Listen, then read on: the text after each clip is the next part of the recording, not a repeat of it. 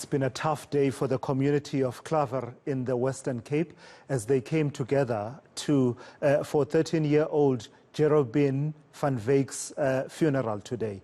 His dismembered body was found in the yard of 56-year-old Daniel Smit early this month. Smit admitted to killing Van Wyk. For more on this story, eNCA's Ronald Masinda joins me now for an update from Cape Town. Ronald, the family of the 13-year-old have been left with many unanswered questions. What did mourners have to say at the funeral?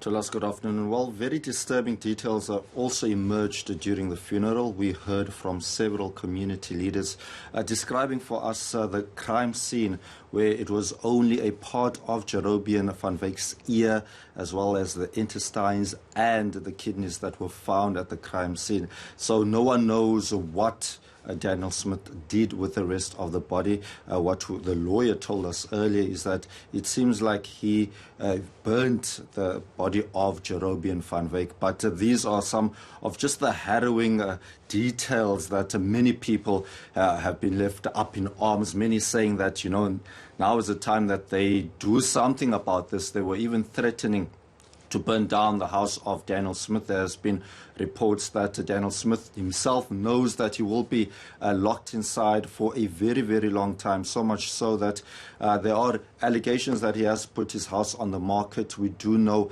that his attorney continues to be in conversation with him behind the closed cells, but many people are saying that they don't understand how a 13-year-old who went missing on a Wednesday was found on a Friday, only when the parent had to go straight to Daniel Smit's house where he was last seen with the boy. But many people saying that, they are fearing for their own children's lives because they could have easily ended up like a young Jerobejin van Wyk, because when Jerobejin van Wyk went missing, he was actually playing along with his friends. We also saw some of his friends, they couldn't, keep their emotions to us. Many were crying. They couldn't even stay inside the venue. It was so heartbreaking to see. And many people in the community saying that, this can only fuel some of the tensions that have played out in some of these small towns where traditionally, if you put into context, many of the people working in these small towns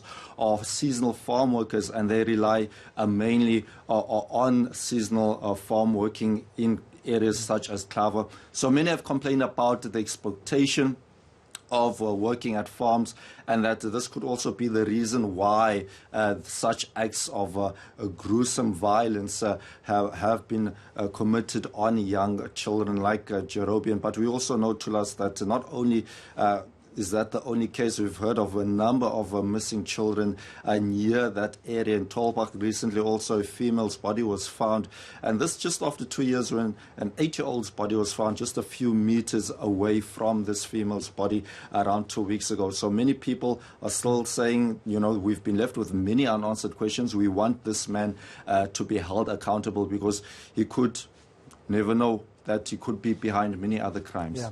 And one other bit of detail that's emerging, Ronald, as we are watching this situation and trying to make sense of it all, is that while investigations into the murder are still ongoing, the attorney of the confessed killer says he has tried to reach out to the family of the victim.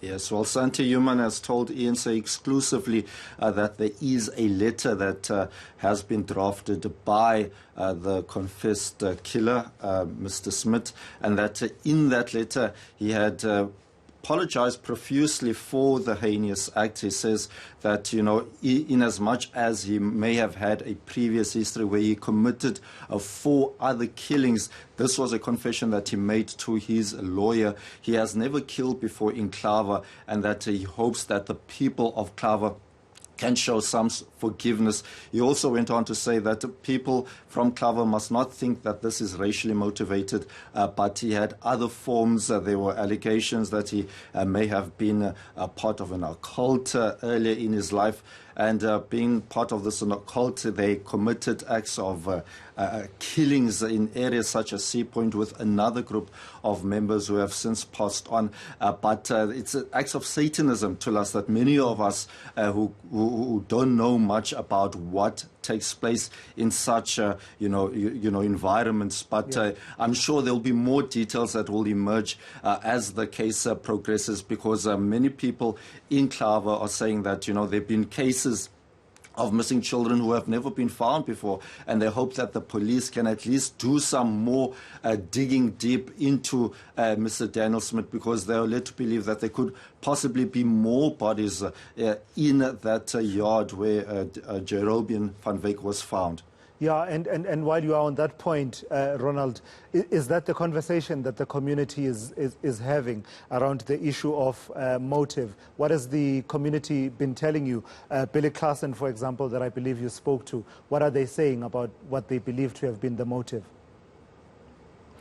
So according to the family, or the activist Billy Klassen, they've heard as a community from the sister of Daniel Smit that he does have a history of racial discrimination. The sister herself also has a child of color, and we are led to believe by Billy Klassen that the sister was told to get rid of the child, and that this could have been one of the motives. But there's so many other conspiracy theories to us. We could talk for days about what has been unfolding in Klawer.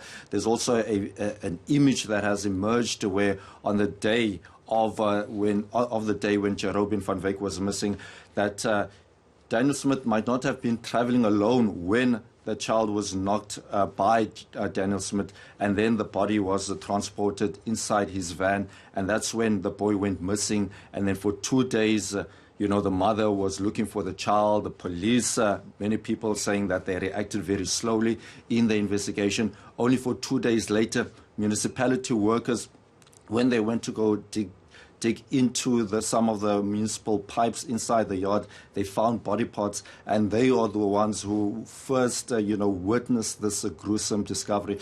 But Billy Klassen says, well, in as much as this man has made this confession, there are elements that have shown that he has shown that he is, a racist and a man who dislikes people of color. This is what he had to say further.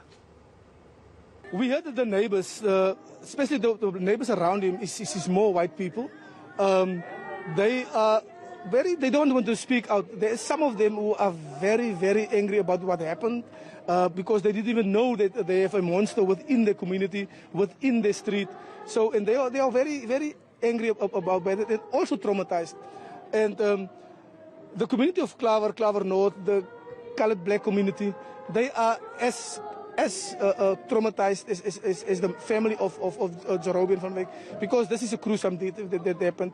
And I thought in my lifetime I will never see such a thing like this. We don't want to make this a racial thing. But his sister says herself last week in the report that he is a racist, and he don't like colored people, because she herself have a brown child, and he asked her to get rid of the child. So we don't want to make this a racial thing, and we want to please speak to people in Klawer. Don't make this a racial thing, but we know that he's a racist.